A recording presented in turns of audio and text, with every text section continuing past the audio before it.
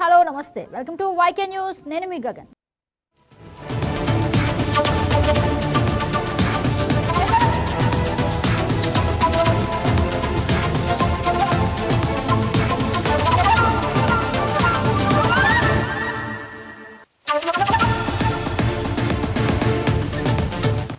Breaking news చూస్తున్నాం. తెలంగాణ జాగృతి అధ్యక్షురాలు కల్వకుంట్ల కవిత కొత్త పార్టీపై బీఆర్ఎస్ పార్టీ పరోక్షంగా స్పందించింది. ఒరిజినల్ ఎప్పటికీ ఒరిజినలే అంటూ Colgate Bisleri original fake products ఫోటోలను బీఆర్ఎస్ షేర్ చేసింది. ఒరిజినల్ బ్రాండ్స్కు ఉన్న పాపులారిటీని క్యాష్ చేసుకోవాలని, తొందరగా డబ్బు సంపాదించాలని కొంతమంది ఇలా బ్రాండ్స్ తయారు చేసి అమ్మటానికి ప్రయత్నిస్తుంటారని పేర్కొంది. ప్రజలు ఏది ఒరిజినల్ ఏది డూప్లికేట్ తెలుసుకోలేనంత అమాయకులు కాదు అంటూ వ్యంగ్యంగా స్పందించింది.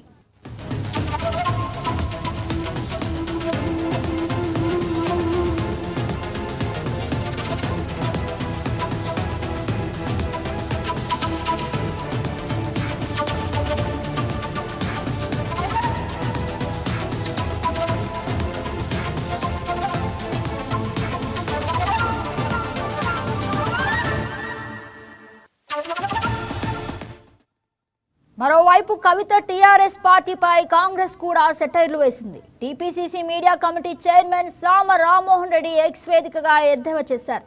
కవిత పెట్టిన తెలంగాణ రాష్ట్ర సేన స్వతంత్రమైనది కాదని, అది బీఆర్ఎస్ పార్టీకి ఒక తోక పార్టీ మాత్రమేనని రామ్మోహన్ రెడ్డి విమర్శించారు. తండ్రి కేసీఆర్, తనయ్య కవిత ఇద్దరు ఒకటేనని, బాపు నడిపే బీఆర్ఎస్లో అంతర్భాగమే ఈ కొత్త టీఆర్ఎస్ అని ఎద్దేవా చేశారు. తలా తోక ఎప్పటికీ ఒక్కటే, బాపు బీఆర్ఎస్ అంతర్భాగమే తనయ టీఆర్ఎస్, అంతా గ్యాస్ అని సెటైర్ వేశారు.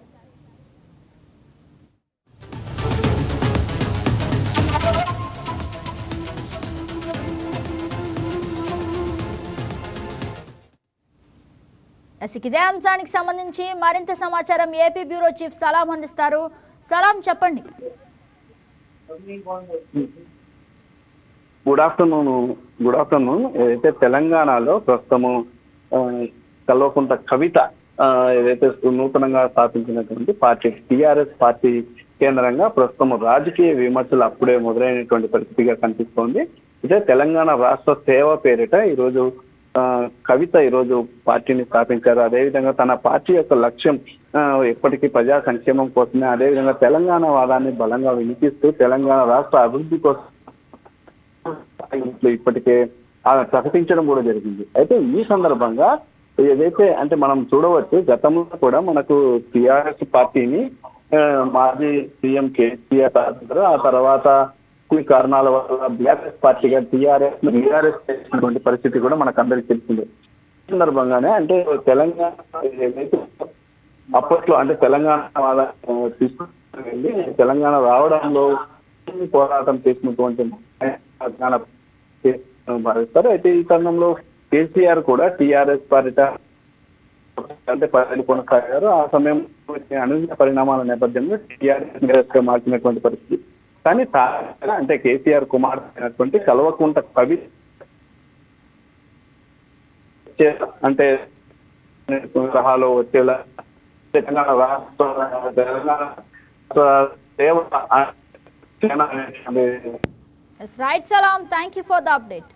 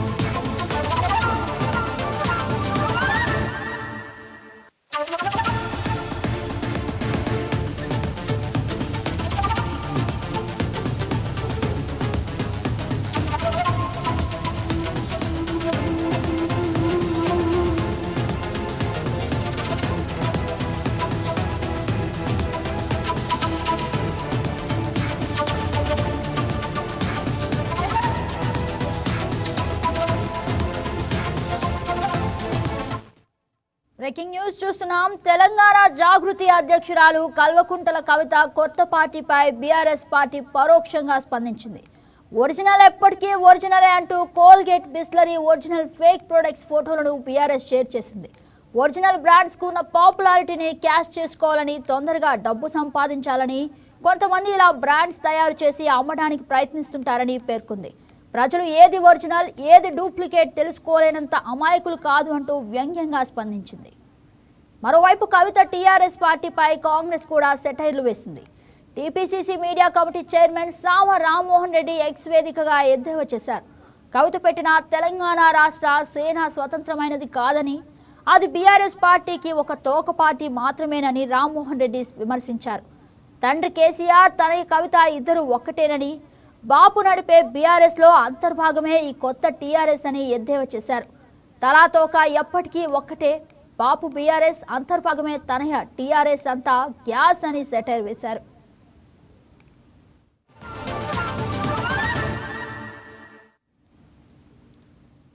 ఇదే అంశానికి సంబంధించి మరింత సమాచారం మా ఏపీ బ్యూరో చీఫ్ సలాం అందిస్తారు.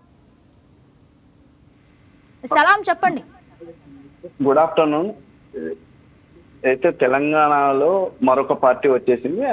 కవిత అంటే కల్వకుంట్ల కవిత స్థాపించినటువంటి ఈరోజు తెలంగాణ రాష్ట్ర సేనగా తన పార్టీ పేరును చెప్పడం జరిగింది. అదేవిధంగా తన పార్టీ జెండాను కూడా ఆమె ఆవిష్కరించినటువంటి పరిస్థితి. అయితే ఈ కార్యక్రమానికి సైతం పెద్ద ఎత్తున కార్యకర్తలు తరలి వచ్చారు. మునీరాబాద్ సభకు భారీ జన సమీకరణ చేయడంలో ఆమె సక్సెస్ అయ్యారనేటటువంటి వాదన కూడా వినిపిస్తున్నటువంటి పరిస్థితి. అయితే ఈ నేపథ్యంలో ఆమె ప్రకటించినటువంటి పార్టీ పేరు కేంద్రంగా ప్రస్తుతం వివాదం సాగుతున్నటువంటి పరిస్థితిగా మనం చెప్పుకోవచ్చు. ఎందుకనంటే గతంలో ఏదైతే తెలంగాణ వాదాన్ని వినిపించినటువంటి మాజీ సీఎం కేసీఆర్ తన పార్టీని తొలుత టీఆర్ఎస్ పార్టీగా తెలంగాణ రాష్ట్ర సమితిగా ప్రకటించడం, ఆ తర్వాత దాన్ని అనూహ్య పరిణామాల నేపథ్యంలో బీఆర్ఎస్ అంటే భారత రాష్ట్ర సమితిగా ప్రకటించడం అనేది జరిగింది. అయితే ఆ తరుణంలోనే గతంలో ఏదైతే తన తండ్రి స్థాపించినటువంటి పార్టీ టీఆర్ఎస్, ఆ పార్టీ టీఆర్ఎస్ పార్టీనే ప్రస్తుతం ఆయన బీఆర్ఎస్ గా మార్చడం అనేటువంటి పరిస్థితి. అంటే దానికి అప్పట్లో ఉన్నటువంటి జాతీయ రాజకీయాల్లో రాణించాలనేటటువంటి కారణంతో కేసీఆర్ భారత రాష్ట్ర సమితిగా పేరు మార్చారు.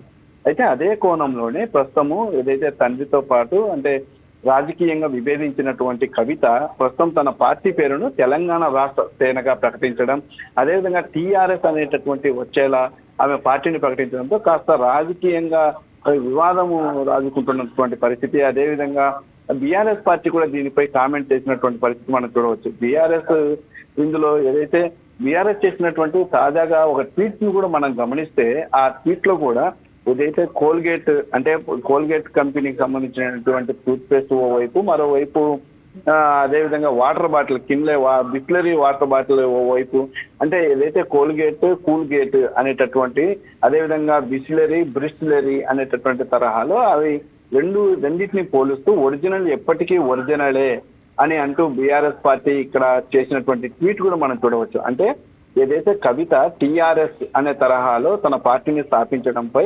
ప్రస్తుతం బీఆర్ఎస్ పార్టీ ఈ విధంగా కామెంట్ చేసిందని చెప్పవచ్చు. అంటే ఒరిజినల్ అని అంటే ఇక్కడ బీఆర్ఎస్ పార్టీ మనసులో అంటే గతంలో టీఆర్ఎస్ నుండి బీఆర్ఎస్ మారినప్పటికీ తెలంగాణ వాదాన్ని బలంగా వినిపించింది మేమే, కాబట్టి మేమే టీఆర్ఎస్, మా బీఆర్ఎస్ గా మారినంత మాత్రాన మేము టీఆర్ఎస్ కాదు అనేటటువంటి కోణంలో అక్కడ ట్వీట్ మనం చెప్పుకోవచ్చు. అయితే ప్రస్తుతం కల్వకుంట్ల కవిత కూడా అంటే ఒక తెలంగాణ రాష్ట్ర సేన పార్టీ పేరును ఏర్పాటు చేయడం అంటే పార్టీ పేరును ప్రకటించడంలో కూడా రాజకీయ చాణక్యత అక్కడ చూపించాలనేటటువంటిది ఒక విశ్లేషకుల నుంచి మనకు మాట వినిపిస్తుంది. ఎందుకంటే తన తండ్రితో తన అన్నతో రాజకీయంగా విభేదించి కొత్త పార్టీని ఏర్పాటు చేసిన నేపథ్యంలో వారికి గట్టి పోటీనిచ్చేందుకు టీఆర్ఎస్ అనేటటువంటి తరహాలో పార్టీని స్థాపించాలనేటటువంటి టాక్ నడుస్తున్నటువంటి పరిస్థితి ఉంది. అయితే దీనిపై ప్రస్తుతం అధికారంలో ఉన్నటువంటి కాంగ్రెస్ కూడా కాస్త సీరియస్ కామెంట్ చేసిందని చెప్పుకోవచ్చు.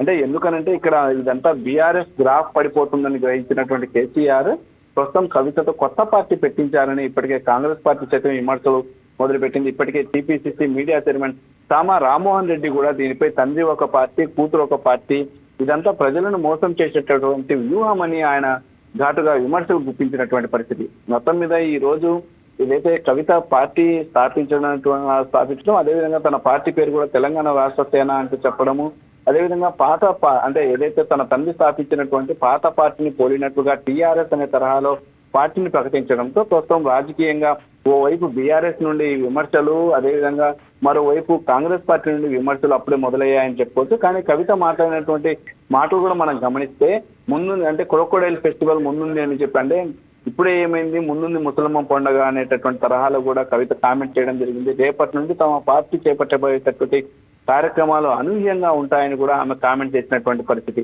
మొత్తం మీద ఈ కామెంట్స్ అంటే కాంగ్రెస్ నుంచి ఏదైతే వచ్చినటువంటి కామెంట్స్ పై, అదేవిధంగా బీఆర్ఎస్ పార్టీ నుండి వచ్చినటువంటి కామెంట్స్ పై కవిత ఎలా స్పందిస్తారనేది ప్రస్తుతం ప్రశ్నార్థకంగా మారింది. రైట్ సలాం, thank you for the update.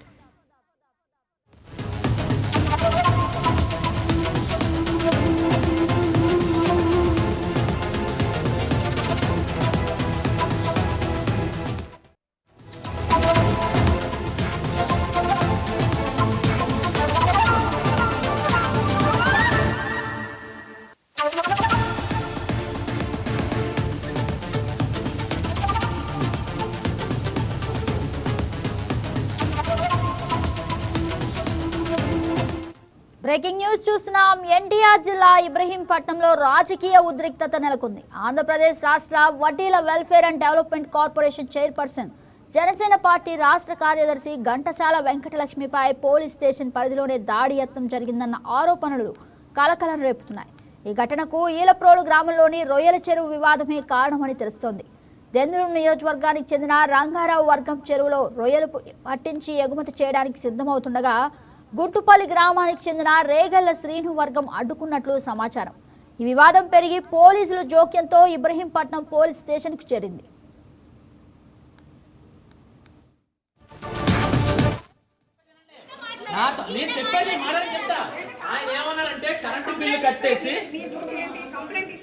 తీసుకోవటం ఎంక్వైరీ చేయటం మీ పని.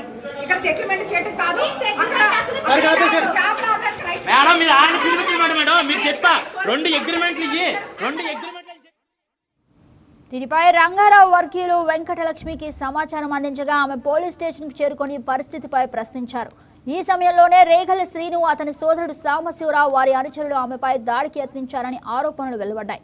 ఈ ఘటనపై వెంకటలక్ష్మి ఏసీపీ దుర్గారావుకు ఫిర్యాదు చేసినట్లు సమాచారం. వెంటనే స్పందించిన ఏసీపీ పరిస్థితిని అదుపులోకి తీసుకురావడంతో పాటు రొయ్యల లోడింగ్ లారీలను తరలించిన ఆదేశాలు ఇచ్చినట్లు తెలుస్తోంది. ఇక ఈ వ్యవహారంలో మైలవరం నియోజకవర్గ ఎమ్మెల్యే వసంత కృష్ణ ప్రసాద్ అనుచరులు ప్రమేయం ఉందని అనుమానాలు రంగారావు వర్గం వ్యక్తం చేస్తుంది. స్థానికులం కాకపోవడంతోనే తమకు న్యాయం జరగడం లేదని వారు ఆరోపిస్తున్నారు.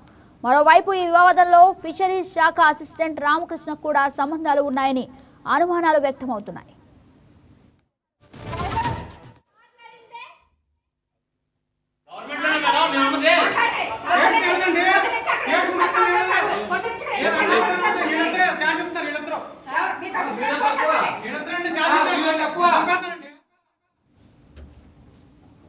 ఇదే అంశానికి సంబంధించి మరింత సమాచారం మా ఎగ్జిక్యూటివ్ ఎడిటర్ శ్రీనివాస్ అందిస్తారు.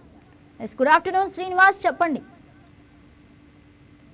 రైట్ గగన, ఏదైతే మనకి రాష్ట్ర వ్యాప్తంగా చూస్తున్నామో పలు నియోజకవర్గాల్లో ఇటు టీడీపీ జనసేన నేతలు లేదా కార్యకర్తల మధ్య ఘర్షణ వాతావరణం నెలకొంటూనే ఉంది. ఏదో ఒక ప్రాంతంలో, ఏదో ఒక నియోజకవర్గంలో ఏదో ఒక అంశం మీద మనకి ఘర్షణలు పూర్తి చేసుకున్న పరిస్థితి రోజు చూస్తున్నాం. మనం తాజాగా చూసుకుంటే కనుక మనకి ఇబ్రహీంపట్నంలో ఈ ఘటన, మరో ఘటన చోటు చేసుకుంది. ఇక్కడ కూడా మనం చూసుకుంటే కనుక ఇటు జనసేన, అదేవిధంగా టీడీపీ నేతల మధ్య, కార్యకర్తల మధ్య ఘర్షణగానే మనకు కనిపిస్తుంది.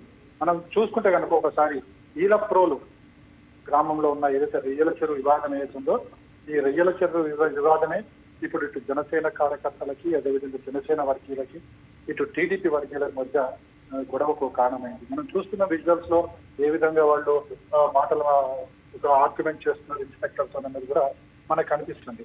అయితే ఒకసారి ఏం జరిగింది అనుకుంటుంటే కనుక ఏదైతే ఈలప్రోలు గ్రామంలో ఉన్న చెరువు ఉందో, చెరువులో రొయ్యలు ఉంటాయో, రొయ్యల చెరువు అన్నమాట. ఆ రొయ్యల చెరువుని ఏదైతే రొయ్యలను పట్టుకుని తరలించే క్రమంలోనే ఒక వర్గం, ఏదైతే శ్రీను వర్గం ఏతుందో అడ్డుకోవడం జరిగింది.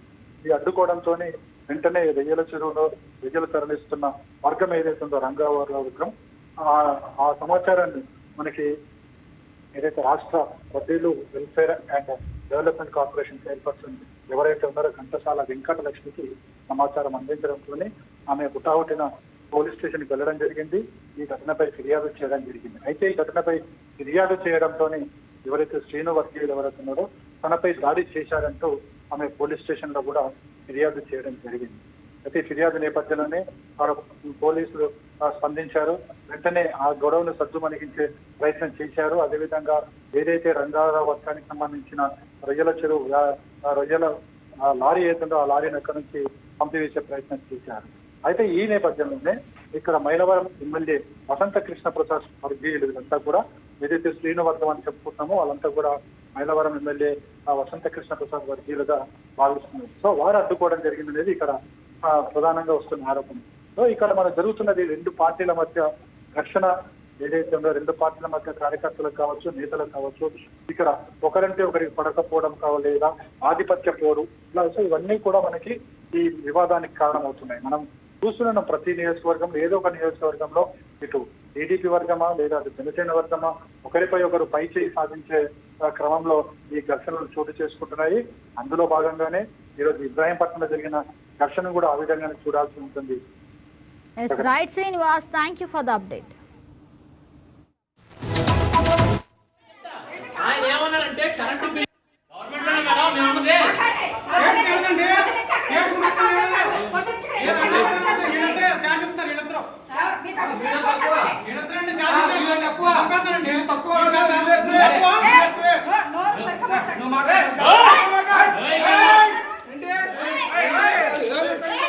ఏంటి ఆడలమే కొత్తలో మర్యాద ఉండదు. ఆడలు వచ్చేది నాకు పడతారు.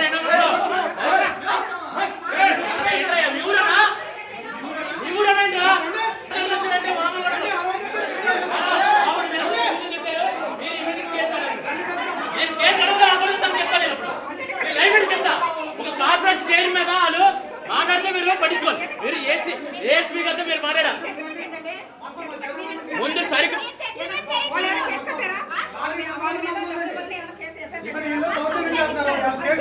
కంప్లైంట్ ఎంక్వైరీ చేయండి. మేము చెప్పాము. మీరు ఏఎస్పీ గారితో మాట్లాడి ఆగండి. ఏఎస్పీ గారితో మాట్లాడారు. ఏం చెప్పారు? ఆయన లైన్ లో పెట్టుకొని ఒక మధ్యలో పెద్ద వినండి, చెప్పేది వినండి. నేను చెప్పేది మాట్లాడి చెప్తా. ఆయన ఏమన్నారంటే కరెంటు బిల్లు కట్టేసి ఎంక్వైరీ చేయడం మీ పని. ఇక్కడ సెటిల్మెంట్ చేయడం కాదు. మేడం మీరు ఆయన పిలిపించమాట మేడం. మీరు చెప్పా 2 అగ్రిమెంట్లు ఇయ్యి, 2 అగ్రిమెంట్లు అని చెప్పా కాదు. మీకు 2 అగ్రిమెంట్లు ఆ అగ్రిమెంట్ సంబంధాలు అన్న అతని పిలిచి డబ్బులు కట్టండి. ఎవడో పనికి వాళ్ళ కూడా చెప్తే మీరు అంటారండి మేడం. నాకు అర్థం అట్లా ఆడెవడో చెప్తుంటే మీరు పిలుస్తున్నారు. మీరు క్లియర్ గా చెప్పలా ఎస్సీ గారు. మీరు వన్ సైడ్ గా లోకల్ వాళ్ళకి ప్రియారిటీ ఇస్తున్నారు. ఒకసారి మీ ఫోన్ లో మిస్డ్ కాల్ తీసుకోండి. ఎన్నిసార్లు చేసాం ఫోన్ మీకు నెంబర్ లో.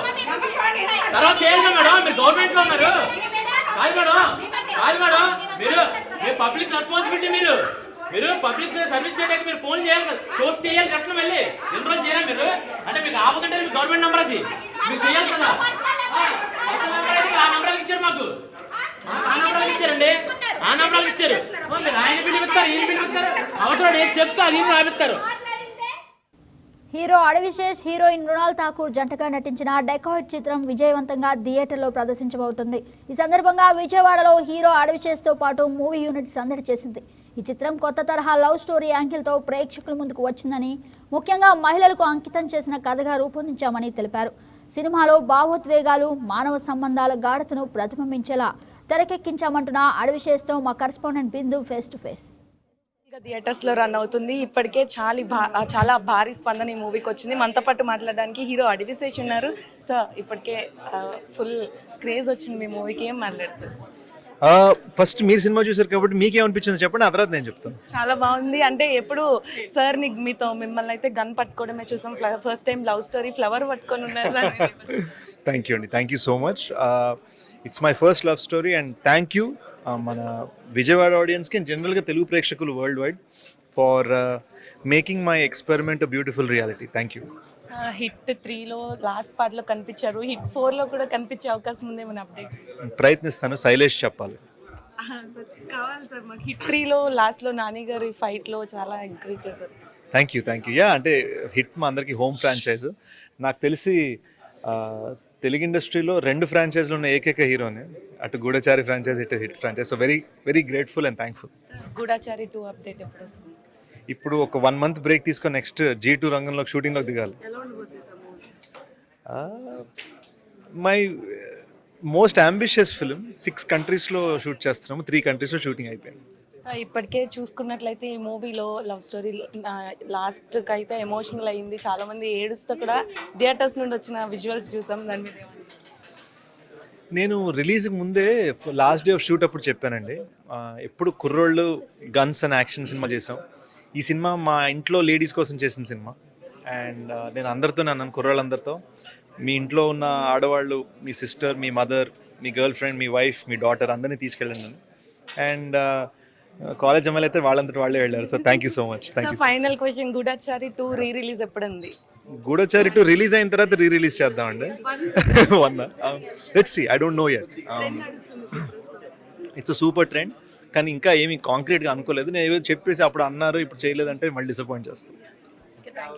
సో చూసారు కదా, గూఢచారి 1 కూడా రీ-రిలీజ్కి రాబోతుంది. గూఢచారి 2 వచ్చే నేపథ్యంలో కొన్ని రోజుల ముందే 1 కూడా రిలీజ్ చేస్తే బాగుంటుంది అని అంటున్నారు. ఇప్పటికే ఆ డెకాయిట్ మూవీకి అయితే భారీ స్పందన వచ్చింది. చాలా సినిమాల్లో వైలెన్స్ చూపించిన ఈ సినిమాల్లో ఒక ప్యూర్ లవ్ స్టోరీ చూపించాము, ఆనందంగా ఉందని కూడా చెప్పడం జరిగింది. అదేవిధంగా మొత్తం మూవీస్ అన్నిట్లో చూసుకుంటే ఈ మూవీ కేవలం ఫీమేల్ జోనర్ని పెట్టుకొని ఫీమేల్స్ కోసం ఉమెన్ మీద రెస్పెక్ట్ఫుల్గా తీశానని కూడా హీరో చెప్పడం జరుగుతుంది. ఇది ఇక్కడ పరిస్థితి. వీడియో జర్నలిస్ట్ సురేష్తో Bindu, YK news, Vijayawada. Telugu cinema ఇండస్ట్రీలో కమర్షియల్ డైరెక్టర్లకి చాలా మంచి గుర్తింపు అయితే ఉంది. స్టార్ హీరోలతో సినిమాలను చేసే అవకాశం కూడా వీళ్ళకే వస్తుంది. అందుకే వాళ్ళు ప్రతి సినిమా విషయంలో ఆచితూచి మరీ ముందుకు అడుగులు వేస్తున్నారు. ఇప్పటి వరకు వరుస విజయాలను సాధించిన అనిల్ రావుపూడి లాంటి దర్శకుడు సైతం ఇక మీదట చేయబోతున్న సినిమాల విషయంలో చాలా క్లారిటీని మెయింటైన్ చేస్తున్నాడు. ఇప్పటికే 9 సినిమాలతో సూపర్ సక్సెస్లను సాధించిన ఆయన ఇక మీదట చేయబోతున్న సినిమాలతో మరింత సక్సెస్లను సాధిస్తూ ముందుకు తీసుకెళ్లాలనే ప్రయత్నం చేస్తున్నారు. ఇక ఇప్పటి వరకు ఎవరు ఎలాంటి సినిమాలు చేసినారా అని గుర్తింపు అనిల్ రావుపూడి చేసిన తక్కువ సినిమాలతోనే తెచ్చుకున్నాడు. వరుస విజయాలను సాధిస్తున్న ఆయన ఇక మీదట చేయబోతున్న సినిమాలతో భారీ విజయాన్ని తన ఖాతాలో వేసుకోవాలనే ప్రయత్నం చేస్తున్నాడు. ప్రస్తుతం అనిల్ రావుపూడి సీనియర్ హీరోలతో సినిమాలను చేస్తున్నాడు. కారణం ఏంటి అంటే వాళ్ళతో అయితేనే అతనికి చాలా బాగా వర్కౌట్ అవుతుంది. వాళ్ళ సినిమాలను చూడడానికి ప్రేక్షకులు ఆసక్తి చూపిస్తున్నారు.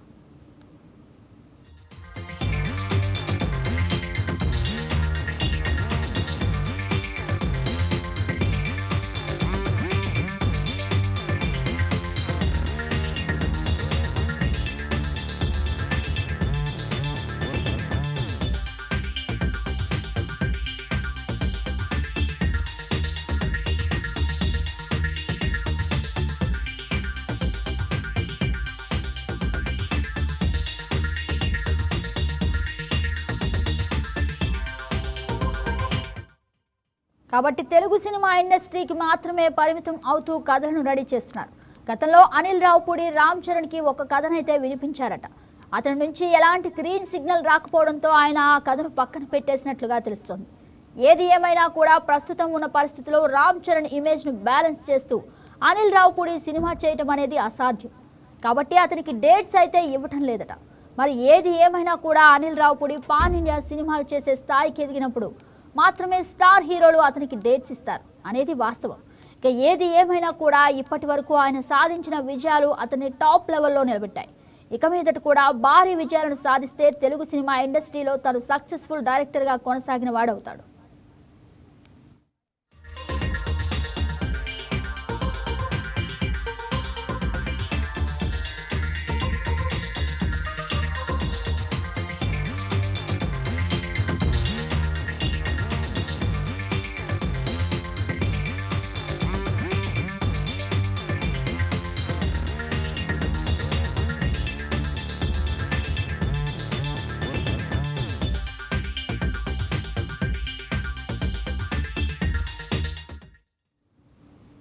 సౌత్ ఇండియాలో విపరీతమైన క్రేజ్ని సొంతం చేసుకున్న పాన్ ఇండియన్ చిత్రాల్లో ఒకటి జైలర్ 2.